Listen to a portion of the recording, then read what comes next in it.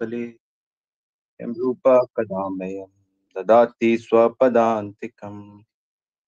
वन्देऽहं श्रीगुरो श्रीयुतपदकमलं श्रीगुरून् वैष्णवांश्च श्रीरूपं साग्रजातं सगणरघुनाथं वितं तं सजीवं साद्वैतं सावधूतं परिजनसहितं कृष्णचैतन्यदेवम् श्री राधा कृष्ण पदान् सगण ललिता श्री विशाखान्वितं च। जय श्री कृष्ण चैतन्य प्रभु नित्यानंद श्री अद्वैत गदाधर शिवासादि गौर भक्त वृंदा। हरे कृष्णा कृष्णा कृष्णा हरे हरे, हरे राम राम राम हरे हरे। हरे कृष्णा।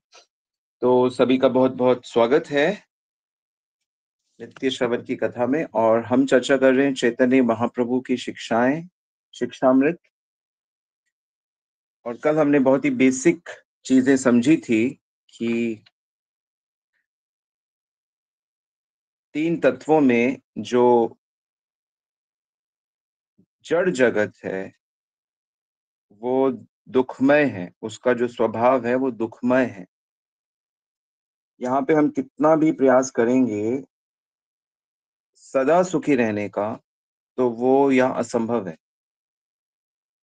भगवान ने जीवों के लिए जो परम सुख का स्थान बनाया है वो वैकुंठ जगत है। वैकुंठ जहाँ कुंठा नहीं, कष्ट नहीं। तो जब मनुष्य को सही सच्चा ज्ञान होता है,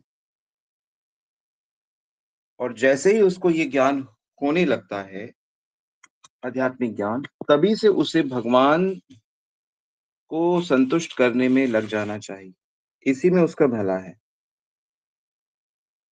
जैसे ही पता लगे कि भाई मैं कौन हूँ, ईश्वर कौन है, सृष्टि कैसे चलती है।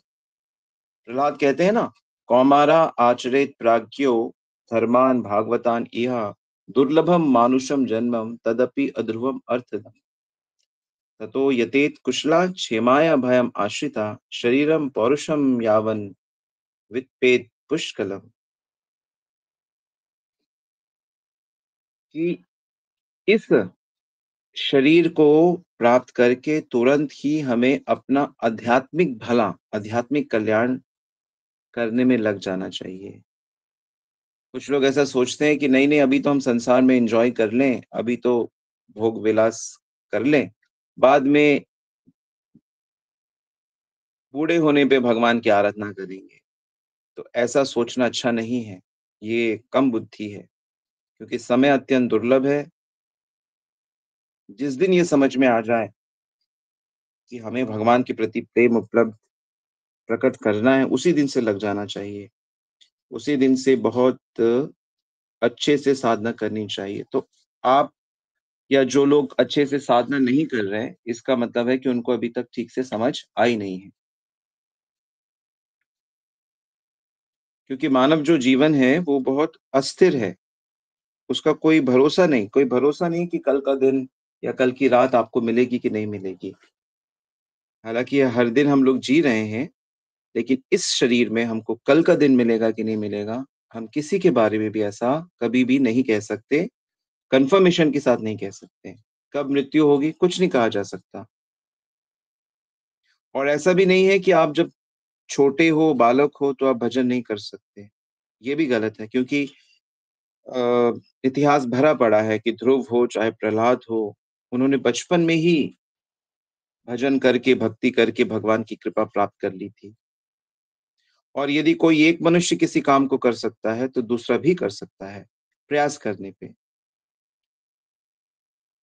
अगर उसने कर लिया, तो हम भी कर सकते हैं। तो और जिस काम को बचपन से किया जाए, बार-बार किया जाए, तो वो हमारा संस्कार बन जाता है। फिर उसको करने में कोई परेशानी, कोई मुश्किल नहीं होती।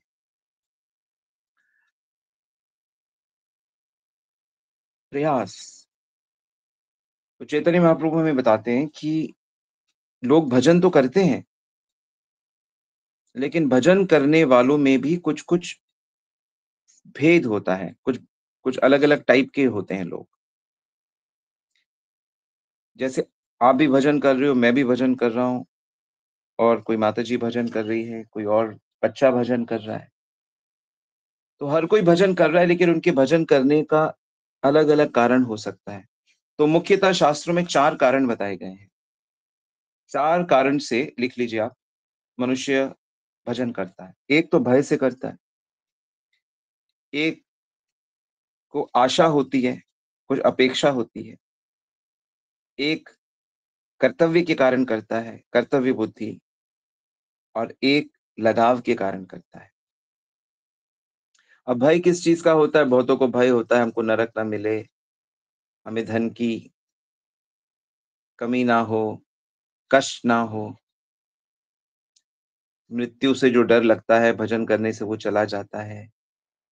तो बहुत से लोग हैं जो भय के कारण भजन करते हैं, और बहुत से लोग ऐसे हैं जो संसार में उन्नति प्राप्त करना चाहते हैं, विषय सुख चाहते हैं, उसके लिए भी बहुत से लोग भजन करते हैं। कहीं न कहीं जो प्रारंभिक भक्त होते हैं उन्हें लगता है कि हम लोग भजन कर रहे हैं, हमारा सब बढ़िया हो जाएगा, हमें बहुत ऐश्वर्य मिलेगा, हमें नौकरी मिलेगी, सब कुछ हमारा, क्योंकि हम भजन कर रहे हैं। और बहुत से साधु लोग ऐसा कहते भी हैं कि भई भगवान तो मदद करते ही हैं। तो भगवान की जो असली मदद है ना, वो क्या होती है कि हमारा मन उनमें लगे। भगवान की जो असली कृपा होती है, वो चाहे धन देकर या धन लेकर, सम्मान देकर या सम्मान लेकर, हमारा मन भगवान में लगे।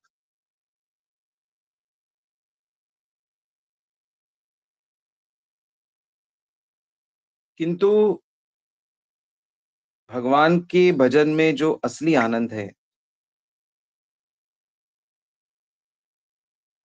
क्या आनंद है, जब ये समझ में आ जाता है, तब ना डर के कारण भजन होता है, ना ही किसी इच्छा के कारण भजन होता है। जब ये तब वो उस चीज़ को त्याग देता है और फिर वो शुद्ध तरीके से भगवान का भजन करने लगता है। तो ये स्टेजेज़ हैं, ये होना ही है। अब जैसे शुरू-शुरू में लोग को हम लोग थोड़ा बताते हैं, डराते भी हैं कि भाई भजन नहीं करोगे तो दूसरी योनि में जाना पड़ेगा, ये होगा, वो होगा।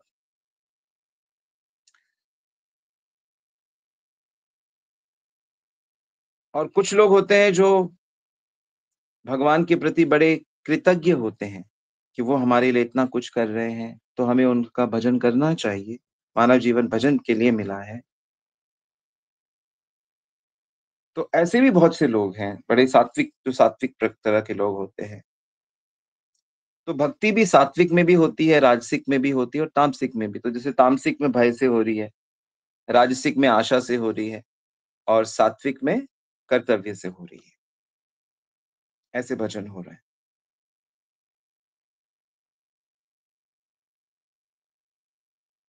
तो जब व्यक्ति ना कर्तव्य से भजन करता है, ना आशा से करता है, ना भय से करता है, बल्कि बिल्कुल लगाव से करता है, तब उसको वो दिव्यता को प्राप्त कर लेता है। उसको स्वाभाविक आनंद आने लगता है।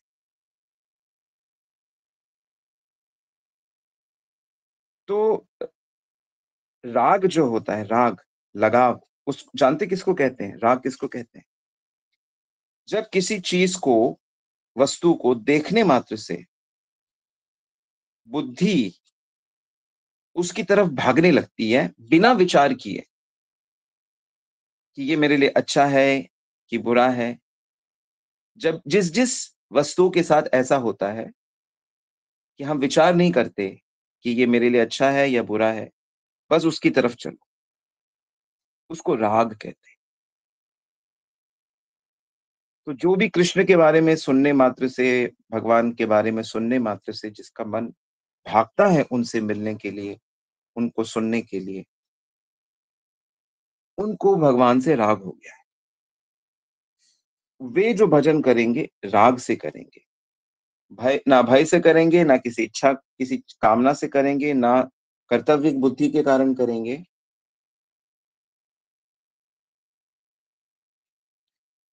क्योंकि इनका जो भजन होता है, इन तीनों का, वो उतना शुद्ध नहीं होता। लेकिन जो लगाव के साथ भगवान का भजन होता है, वही वास्तव में साधक है। क्योंकि हम सभी का कृष्ण के साथ एक बहुत गहरा संबंध है, और जैसे ही हमारा भगवान से लगाव हो जाता है, तब हमें भगवान के साथ अपना संबंध भी पता लग जाता है। इसको नोट करें। जब राग उदित हो जाता है हृदय में भगवान के प्रति, तो हमें अपना जो संबंध है कि हम भगवान के सेवक हैं, तब हमें पता लग जाता है। सिर्फ कहने से नहीं होता, और वो संबंध हमारे जीवन का सबसे महत्वपूर्ण रिलेशन बन जाता है। जैसे अगर आप किसी माचिस की तीली को घिसोगे, तो घिसने मात्र से उसमें आग लग जाती है कि नहीं? घिसने पे आग प्रकट हो जाती है।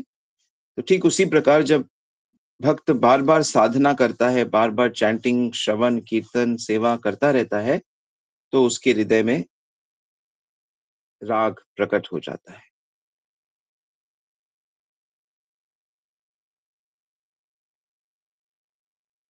हालाँकि पहले वो भजन दूसरी भावना से करते थे। जैसे हम लोग भजन पहले दूसरी भावना से ही करते हैं, पर धीरे-धीरे, धीरे-धीरे वो प्रकट हो जाता है। जैसे ध्रुव का एक उदाहरण हम लेते हैं। ध्रुव संसार में सबसे बड़ा राज्य चाहते थे, इसलिए उन्होंने भगवान का भजन किया था। लेकिन बाद में उन्होंने कहा, मुझे कुछ नहीं चाहिए, मुझे केवल आपकी भक्ति चाहिए। जब भगवान के दर्शन हुए, भगवत तत्व समझ आया,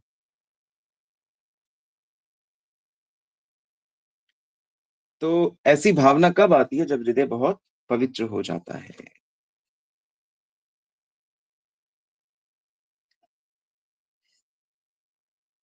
तो भय और आशा,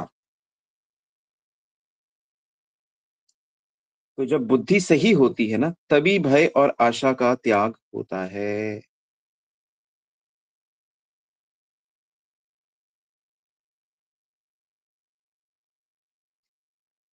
तो जैसे हम लोग भजन करते हैं, कर्तव्य बुद्धि के बारे में थोड़ा बात करते हैं। कर्तव्य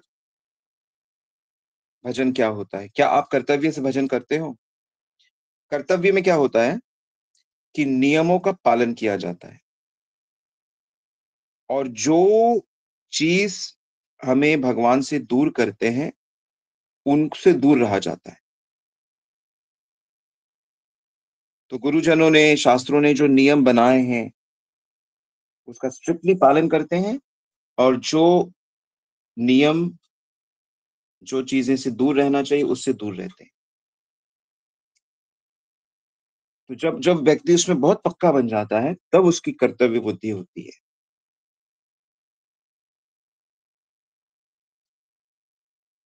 एई तो साधन भक्ति दुई तो प्रकार, एक वैदी भक्ति रागानुगा भक्ति आर। कि साधना भक्ति के 2 प्रकार हैं, एक तो नियमों से करना, यही, और एक लगाव से करना।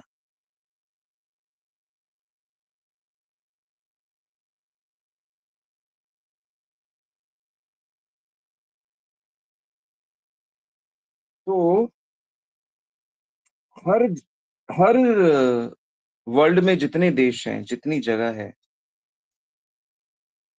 अगर आप सबको देखोगे, तो हर व्यक्ति भगवान पे थोड़ा बहुत विश्वास तो रखता ही है।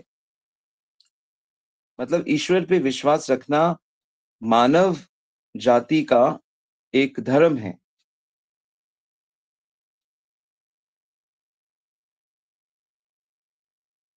जो जंगल में रहने वाली कुछ जातियाँ होती थी पहले, जो जंगली जातियाँ होती थी, वो लोग जानवर भी खा रहे हैं, कुछ भी खा रहे हैं, कैसे भी रह रहे हैं, लेकिन फिर भी वो सूरज की, चंद्रमा की, पहाड़ों की, नदियों की, बड़े-बड़े पेड़ों की पूजा करते थे। हालाँकि उन लोगों को कोई समझ नहीं है किसी चीज़ की। बहुत ही निचले स्तर स्तर पे जीवन व्यतीत कर रहे हैं। तो नीचे स्तर पे रहने पे भी, बद होने पे भी उनकी चेतना पूरी तरह से नहीं ढकी है कि नहीं हमसे कोई बड़ा है, कोई ईश्वर है। कुछ-कुछ हिस्से में हर व्यक्ति, चाहे कोई गुंडा हो, मवाली हो, पूरा शराबी हो, मर्डरर हो, हर तरह के गंदे से गंदे व्यक्ति भी, उनके अंदर भी ईश्वर के प्रति हाथ जोड़ते हैं, प्रार्थना करते हैं। वो चीज़ तो रहती है।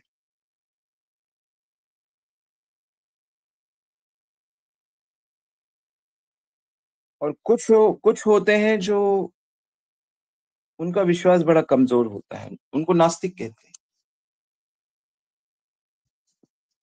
नास्तिक।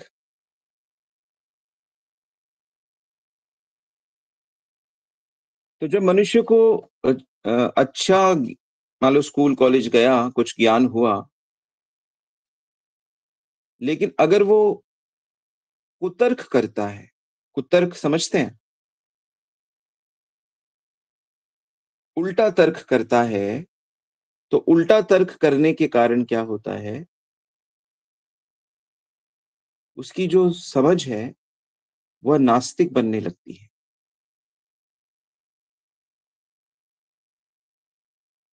तो जो जीव अंदर से बहुत मजबूत नहीं होते, कुतर्की होते हैं, तो कुतर्क करने वाले ईश्वर के प्रति जो होते हैं, उनका उनका जो समझ है, आस्था है, वो बड़ी अच्छी नहीं मानी जाती। क्योंकि ईश्वर विश्वास के साथ जो जीवन जिया जाता है, ईश्वर विश्वास के साथ, वो बड़ा सभ्य, सुंदर, शांतिमय होता है।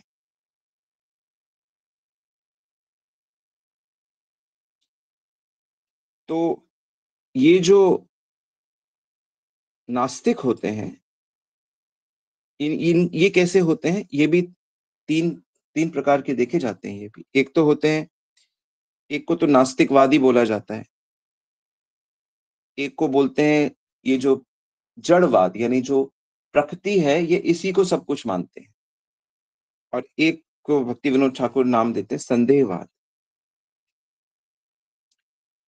और एक को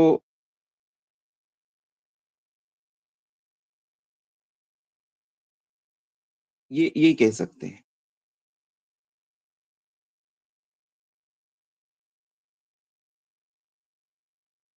तो जैसे बहुत से लोगों को संदेह रहता है, ईश्वर है कि नहीं है ना? हमें भी हो जाता है, मतलब हमें, मतलब जो लोग जीवन जी रहे हैं, कभी-कभी उनके मन में ऐसा हो जाता है कि पता नहीं ये हरे कृष्ण मंत्र काम करेगा कि नहीं करेगा। तो ये शास्त्र पढ़ने से और भक्ति का पालन करने से धीरे-धीरे ये संदेह चले जाते हैं।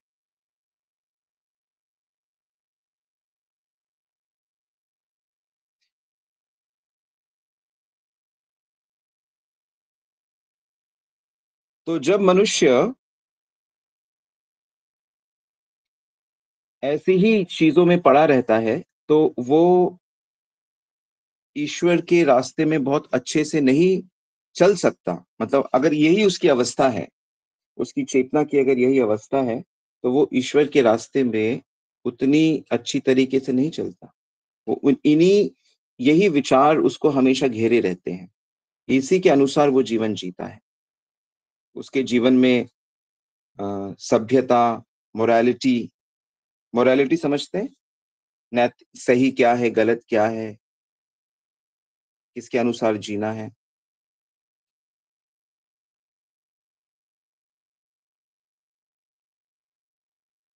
तो इसलिए ये बहुत ज़रूरी है, बहुत ज़्यादा ज़रूरी है कि आप जो जहाँ पर हो, जैसे आप घर में हो और आप घर के बाहर जब आप अपने ऑफ़िस में हो या दुकान में हो या जो भी काम आप करते हो या स्कूल में हो, तो आपको आपके कर्तव्य, वर्ण और आश्रम के जो कर्तव्य हैं, वो बहुत अच्छे से करने होंगे।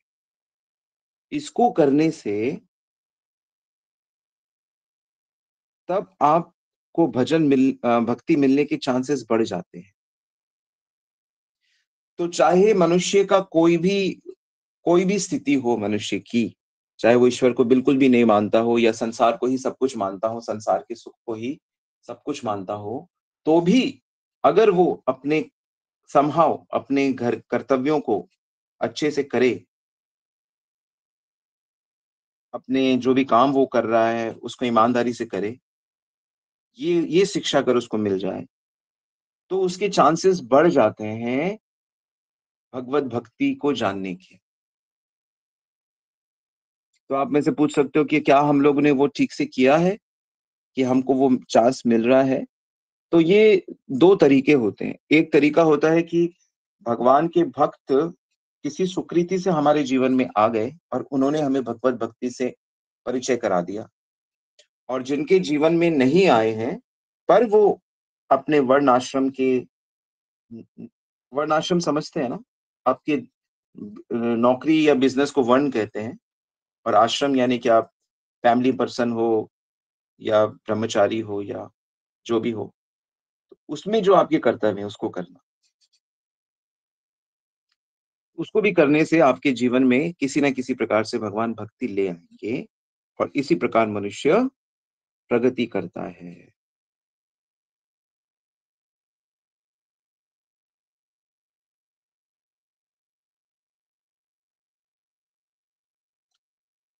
तो मनुष्यों में बहुत भेद है। अगर हम अपने पृथ्वी पे देखें, तो हमारी पृथ्वी में अलग-अलग कॉन्टिनेंट हैं, द्वीप हैं और उसमें रहने वाले लोगों का उनकी शक्ल, उनकी आकृति, उनका रंग अलग-अलग होता है।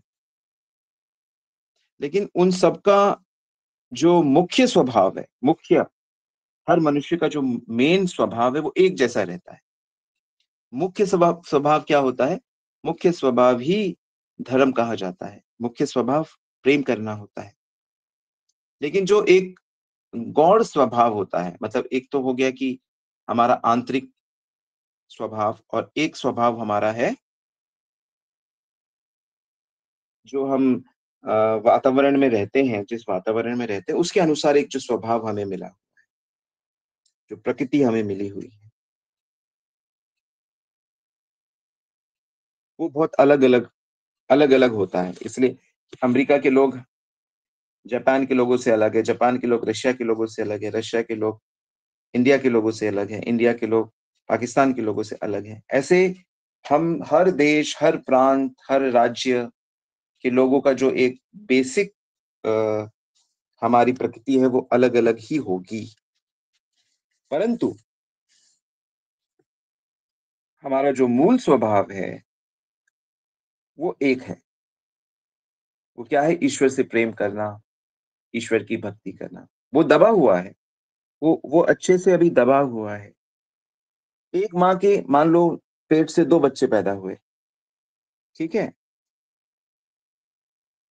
लेकिन उनमें भी भिन्नता पाई जाती है ना? एक ही घर में रह रहे हैं, एक ही स्कूल में जा रहे हैं, एक ही प्रकार का भोजन कर रहे हैं, लेकिन फिर भी उनका स्वभाव में हमको डिफरेंस दिखाई देता है ना? तो आप सोचो कि फिर जो लोग अलग-अलग जगह रह रहे हैं, दूर रह रहे हैं, अलग वातावरण में रह रहे हैं, उनका स्वभाव एक जैसा कैसा हो सकता है? क्योंकि अलग-अलग देशे का पानी, हवा, पर्वत, वन सब कुछ खाना-पीना, पहनना सब अलग-अलग होता है। इसीलिए हमें इतना भेद दिखाई देता है। अफ्रीका का अलग व्यक्ति है, चाइना का अलग है, पहनावा अलग, खान-पान अलग, बोली अलग, मन के भाव भी अलग-अलग होते हैं। लेकिन भगवान के प्रति एक जो भाव है कि हाँ, भगवान हमसे बड़े हैं और हमें भगवान का सम्मान करना चाहिए, हमें भगवान पे विश्वास करना चाहिए, ये चीज़ सब में होती है। अब ये तो है कि किसकी किसकी भगवान के प्रति समझ कितनी है।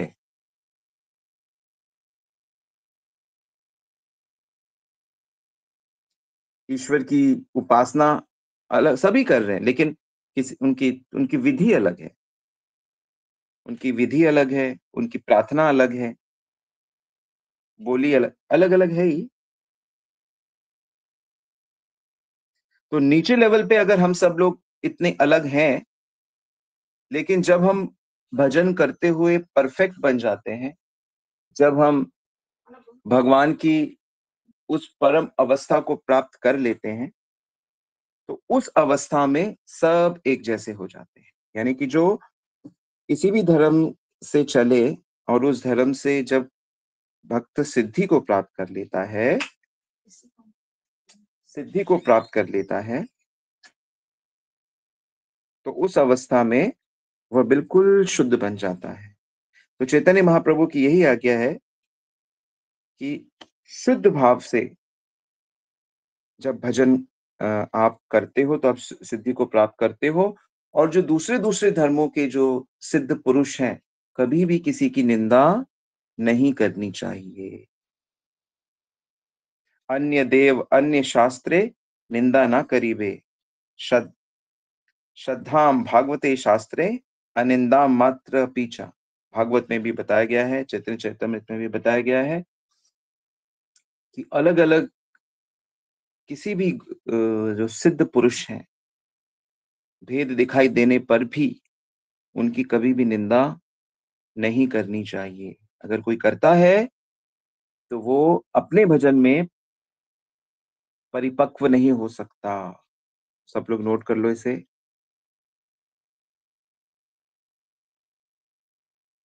तो अलग अलग धर्म जो पालन कर रहे हैं, अलग अलग प्रकार के धर्म जो हम पालन करते हैं, उसके कारण भी हमें मनुष्यों में ना 5 प्रकार के भेद होते हैं।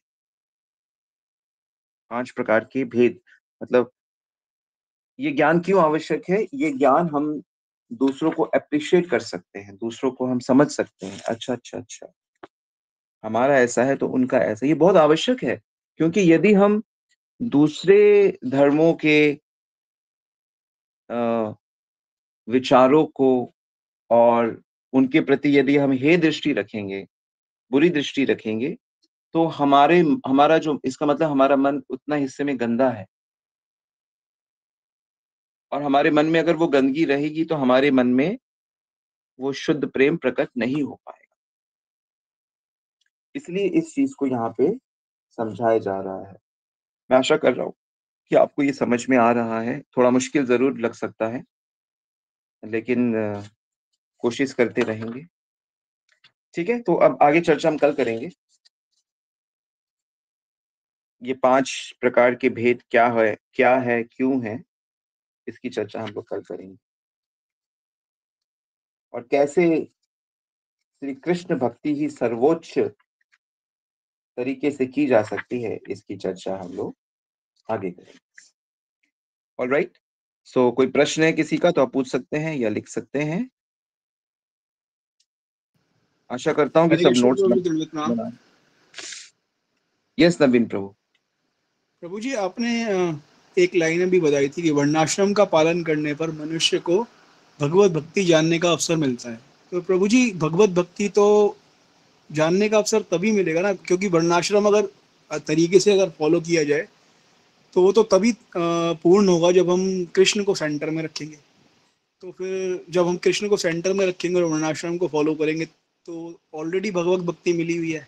ये थोड़ा सा नहीं, एलोबरेट करेंगे कोई प्लीज। कोई जैसे कि कोई बच्चा स्कूल में उसको जाना है, या कोई व्यक्ति है उससे मान लो वो किसी रेस्टोरेंट में नौकरी करता है, और तो रेस्टोरेंट में वो जब नौकरी करता है तो उसका काम क्या है कि अपने काम को बड़ी ईमानदारी से करे, धोखाधड़ी ना करे।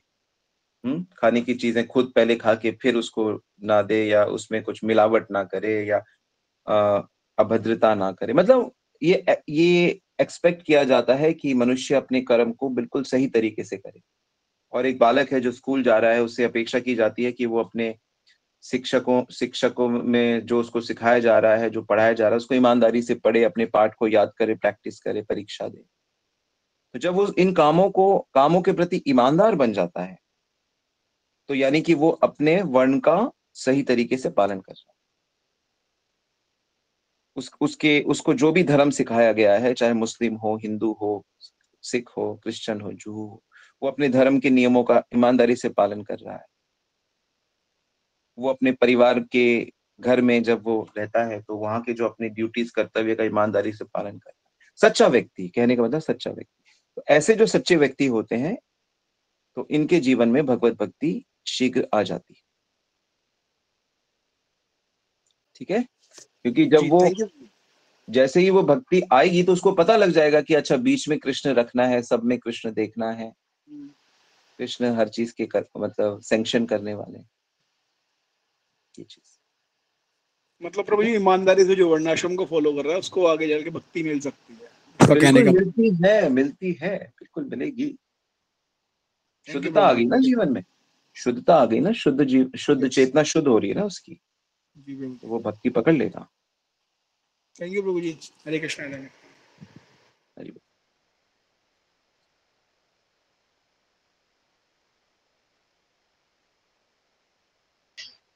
हरे हरे कृष्णा कृष्ण प्रभु, प्रभु जी। धन्यवाद, प्रणाम। हरे आप पूछे कृष्णा। माता माता।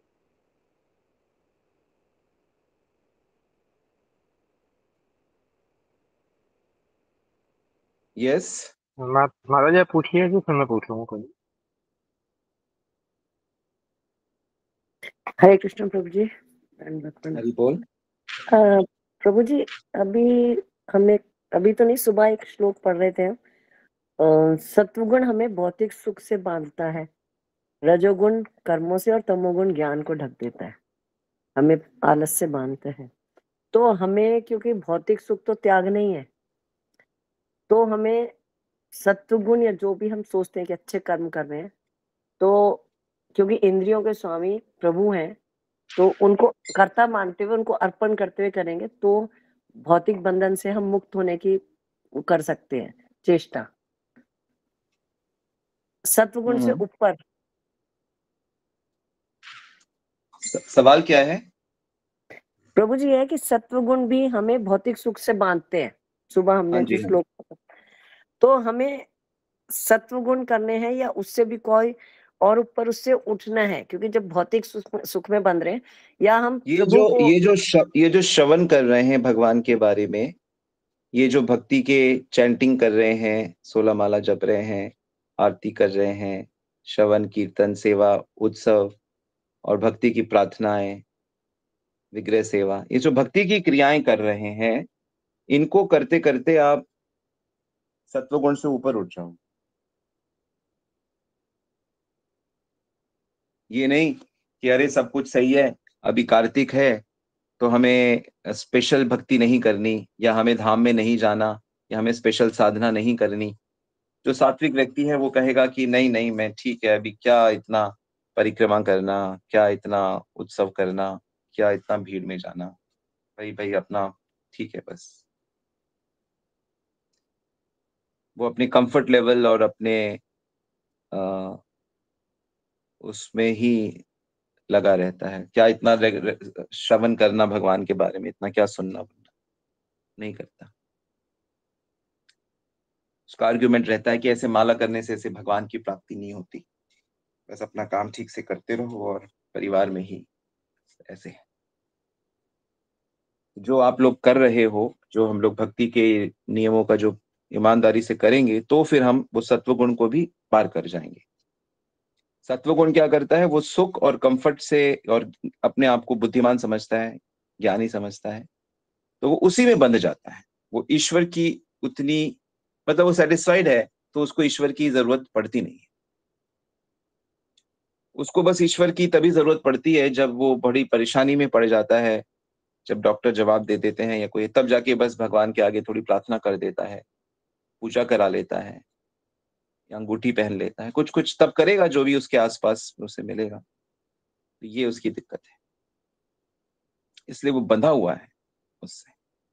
हर मनुष्य बंधा हुआ है, सब बंधे हुए हैं, इसीलिए तो भगवान की भक्ति नहीं कर रहे।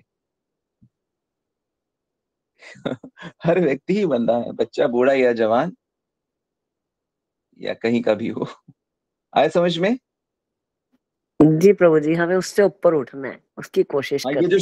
ये जो श्रवण कीर्तन है ना, श्रवण कीर्तन मतलब चैंटिंग करना और भगवान के बारे में सुनना और भगवान की याद करना और हर जगह भगवान को देखने की जो कोशिश है ना, यही धीरे धीरे बाहर निकाल लेगा सत्वगुण से भी। फिर समझ आ जाएगा, ओ ऐसा है। ओके, एक प्रश्न है आद्या शक्ति माता जी का। प्रभु जी, क्या किसी के बुरे कर्मों का वर्णन करना क्या निंदा होती है? बुरे कर्म का वर्णन कर सकते हैं, लेकिन पता नहीं लगना चाहिए कि बुरा कर्म किसने किया है। पर उसको समझने के लिए, उसको जानने के लिए, बुराई का भी तो डिस्कशन जरूरी है।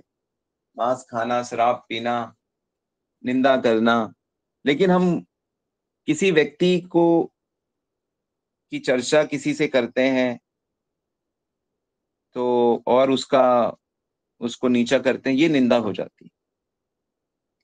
पता नहीं लगना चाहिए किसके बारे में बात हो रही, पर वो कॉन्सेप्ट कि हाँ भाई अगर कोई ऐसा करेगा तो फिर वो उसका भला कैसे होगा। ठीक है।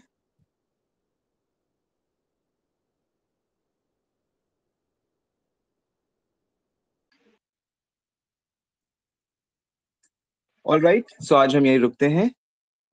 कल फिर मिलेंगे अच्छे से। शिला प्रभुपाद की जय, गुरु महाराज की जय, और प्रेमानंदी। हरि हरि बोल।